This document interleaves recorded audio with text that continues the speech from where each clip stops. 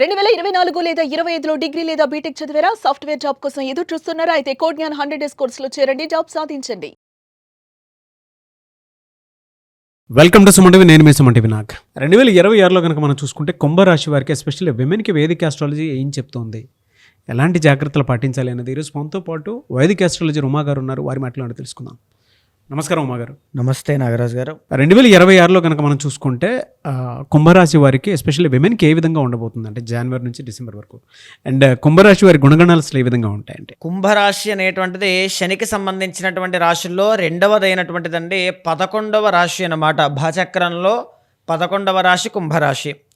So generally వీళ్ళకి అన్నీ కూడా అంటే మకరానికి కుంభానికి ఉన్నటువంటి తేడా ఏంటి అంటే, మకరం వాళ్ళు కష్టపడిన దగ్గర ఆగిపోతూ ఉంటారు, కుంభం వాళ్ళకి కష్టపడకుండానే కొన్ని కలిసి వస్తూ ఉంటాయి. అది వీళ్ళకు ఉండేటువంటి కొద్దిపాటి అదృష్టము అని చెప్పొచ్చండి. కుంభరాశి వాళ్ళు ఎప్పుడూ కూడా వారి యొక్క ఇండిపెండెంట్ నేచర్ మీదే ఆధారపడుతూ ఉంటారండి. అంటే వారి కష్టం మీదే ఆధారపడి ముందుకు వెళ్తారు తప్ప ఎవరిని కూడా అడగాలి, వాళ్ళని మనం అర్థించాలి అనేటువంటి మనస్తత్వం ఉండదు.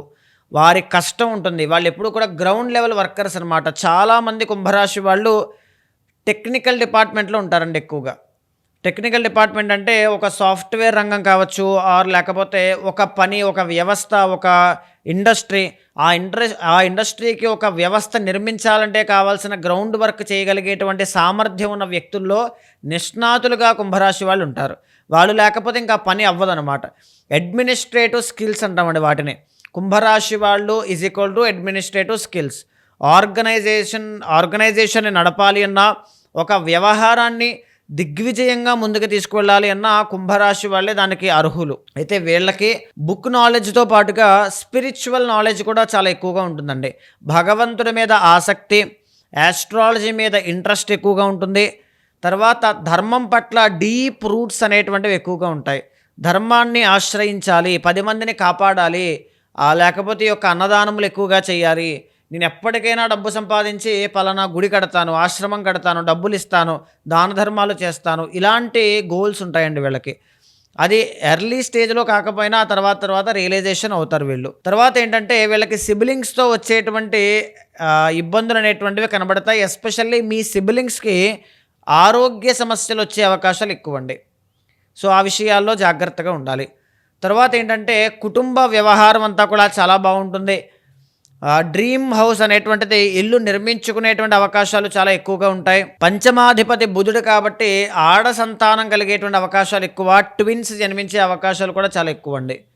అయితే చాలా సందర్భాల్లో కుటుంబం కోసం త్యాగం చేయాల్సిన పరిస్థితులు ఎక్కువగా కనబడతాయి. వాళ్ళ కోసం డబ్బులు ఖర్చు పెట్టాలి, వాళ్ళ కోసమే కష్టపడాలి, వాళ్ళ కోసం త్యాగం చేయాలి, ఇలాంటి పరిస్థితులు ఎక్కువ.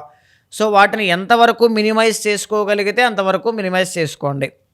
షష్టాధిపతి చంద్రుడు కాబట్టి కోపాన్ని కంట్రోల్ చేసుకోవాలండి. షార్ట్ టెంపర్డ్ పర్సన్స్ అనమాట. వీళ్ళని ఎవరైనా ఒక మాట అంటే వెంటనే కోపం వచ్చేస్తూ ఉంటుంది. పావుగంట తర్వాత మళ్ళీ వెంటనే చల్లారిపోతూ ఉంటారు. ఆ పావుగంటలో ఆ విధ్వంసం అనేటువంటిది కనబడుతూ ఉంటుందండి. అనారోగ్య సమస్యలు, గట్ ఇష్యూస్ అనమాట. ఈ డైజెషన్ ప్రాబ్లమ్స్ ఒకటి, రెస్పిరేటరీ ఆస్తమా సంబంధించినటువంటి ఇబ్బందులు ఒకటి, మీ చుట్టుపక్కల ఉండేటువంటి శత్రువుని గుర్తుపట్టలేక మొహమాటంతో, ఆ ఇంట్రోవర్ట్ నేచర్తో ఉన్నటువంటి వ్యక్తుల్ని, ఆ ఉన్న డబ్బుని, ఆ కష్టాన్ని వదులుకునైనా పర్వాలేదు కానీ ఆ మొహమాటం పోగొట్టుకోకూడదు అనుకుంటూ ఉంటారు కొన్ని సందర్భాల్లో. అది చాలా ఇబ్బందికరం. దాన్ని సరి చేసుకోవాలి.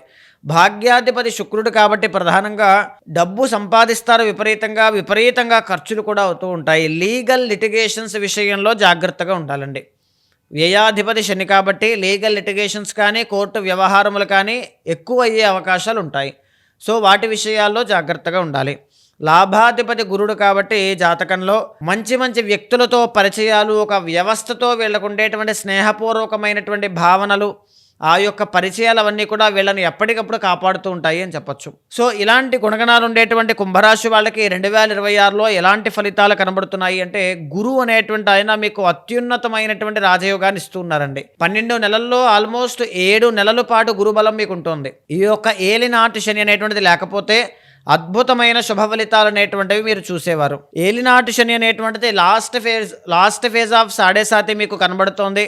దీనివల్ల చివరి వరకు వచ్చే పనులన్నీ కూడా ఆటంకాలు అవ్వడం కానీ, ఆశ పెట్టి నిరాశ చేయడం కానీ, రుణములు, ఆర్థిక సమస్యలు ఇబ్బంది పెట్టడం కానీ, కీళ్ల వాతము, కీళ్ల నొప్పులు, ఆర్థరైటిస్ కానీ, వాత దోషములు కానీ, నడుము నొప్పులు కానీ, కాళ్ళ నొప్పులు కానీ ఇలాంటివి విపరీతంగా పెరగడం కానీ ఎక్కువ అవకాశాలు ఉంటాయి.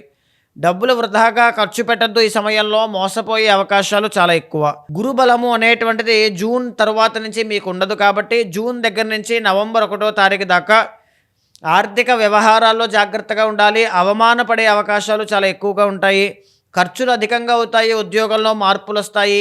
చిన్న చిన్న ఒడిదుడుకులు అసంతృప్తికి గురి చేసే అవకాశాలు ఎక్కువ. వివాహ సంతాన ప్రయత్నాలన్నీ కూడా 2026లో మీకు చాలా బాగా అనుకూలిస్తాయండి. మంచి శుభవార్తలు వినేటువంటి అవకాశం కనబడుతోంది. నూతన వస్త్ర వాహన అదృష్ట యోగాలన్నీ కూడా 2026లో మీకు ఉన్నాయి. ఎక్సెప్ట్ ఏలినాటి శని. ఆ శని ఎంతవరకు మీకు వాటిని అనుభవించే యోగాన్ని ఇస్తారు అనేటువంటిది చెప్పలేమండి. కుండలో మనం నీళ్లు పోస్తూ ఉంటాం, పాలు పోస్తూ ఉంటాం. కుండకి చిల్లు పెట్టినప్పుడు అది ఎంతవరకు నిలబెడతాయి, అది పెద్దదవుతుందా అనేటువంటిది మనకు తెలియదు. మీరు తీసుకునే నిర్ణయాలు, మీరు తీసుకునే రెమెడీస్ కానీ, మీ పర్సనల్ చార్ట్ కానీ, ఏలినాటి శని కానీ అన్నీ కూడా ప్రశ్నార్థకంలోనే ఉంటాయి. కాబట్టి ఎంతవరకు వీలైతే అంతవరకు ఏలినాటి శనిని మినిమైజ్ చేసుకోవడానికి ట్రై చేస్తూ ఉండండి. శనివారం నల్ల నువ్వులతో అభిషేకం చేయొచ్చు. కాళీమాతకు సంబంధించిన హోమము కానీ, శ్లోకపారాయణ కానీ చేసుకోవచ్చు. సుదర్శన హోమం చేసుకోవచ్చు. వెంకటేశ్వర స్వామి ఆరాధన, శివ ఆరాధన, ఆంజనేయ స్వామి ఆరాధన, కొన్ని వేల రకాల రెమెడీస్ ఉన్నాయండి. సో ఏదో ఒకటి మీ శక్తి బట్టి, ఓపిక బట్టి మానకుండా కన్సిస్టెంట్గా 2 సంవత్సరాలు కూడా మీరు ఫాలో అవ్వగలిగితే 2026 అనేటువంటిది అదృష్ట యోగంగా, ధనయోగాలు కురిపించేటువంటి యోగంగా మీకు ఈ సంవత్సరం మారబోతుంది అని చెప్పొచ్చండి. చాలామంది అండి అంటే 2026లో ఇప్పుడు మీరు చెప్పిన దాని ప్రకారం వ్యక్తిగత జాతకం ఏ విధంగా ఉందో తెలుసుకోవడానికి అంటే జాగ్రత్తలు తీసుకోవడానికి ఇంట్రెస్ట్ చూపిస్తూ ఉంటారు. అలాంటి వాళ్ళు మిమ్మల్ని అప్రోచ్ అవ్వాలంటే ప్రాసెస్ ఏంటి? తప్పకుండా అండి. మనం మాట్లాడుకునేటువంటి గ్లోబలైజ్డ్ ఫలితాలు, ప్రొడిక్షన్స్తో పాటుగా 2026లో వ్యక్తిగత జాతకంలో ఉండేటువంటి మహాదశ, అంతర్దశ, నవాంశ, దశాంశ, లేకపోతే రాశి చక్రంలో ఉండేటువంటి గ్రహాల కలయికలు ఎలా ఉన్నాయి, ఎక్కడెక్కడ ఆ ఆస్పెక్ట్స్లో ఏ ఏరియాస్లో మీరు జాగ్రత్త పడాలి అనేటువంటి ప్రతి అంశము కూడా డీప్గా చర్చించుకునే విషయంలోనైనా, వాటికి సంబంధించిన శాంతి పరిహారములు ఆచరించేటువంటి క్రమంలోనైనా నన్ను సంప్రదించాలి అనుకుంటే కింద కనిపించే నెంబర్కి కాల్ చేస్తే మా వాళ్ళు మీకు పూర్తి వివరాలు అందిస్తారు. సో మీ యొక్క జాతకాన్ని చూసిన తర్వాత అది ఏ దోషమైనా సరే దానికి సంబంధించిన రెమెడీస్ ఆచరింపచేసి భగవత్ అనుగ్రహం కలిగేలా చేస్తాను. థ్యాంక్ యూ అన్న. థ్యాంక్ యూ సో మచ్ అమ్మ గారు. నమస్తే అండి. చూసారు కదన్న వీడియో. ఈ వీడియోపై మీ అభిప్రాయం కమెంట్ బాక్స్లో పోస్ట్ చేయండి. ముఖ్యంగా మీరు కనుక వైదిక ఆస్ట్రాలజీ ప్రకారం మీకున్నటువంటి వ్యక్తిగత జాతకాన్ని ఉమా గారితో చర్చించుకోవాలి అనుకున్నటువంటి వాళ్ళు స్క్రీన్ మీద ఉమా గారి కాంటాక్ట్ నెంబర్ మీకు కనిపిస్తుంది. దాన్ని మీరు కాల్ ఆర్ మెసేజ్ వాట్సాప్ చేసి అపాయింట్మెంట్ బుక్ చేసుకోవచ్చు. ఈ వీడియోని లైక్ చేసి షేర్ మాత్రం తప్పకుండా చేయండి. ఇలాంటి మరిన్ని వీడియోస్ కోసం మా ఛానల్ ఫాలో అవ్వండి. Thank you.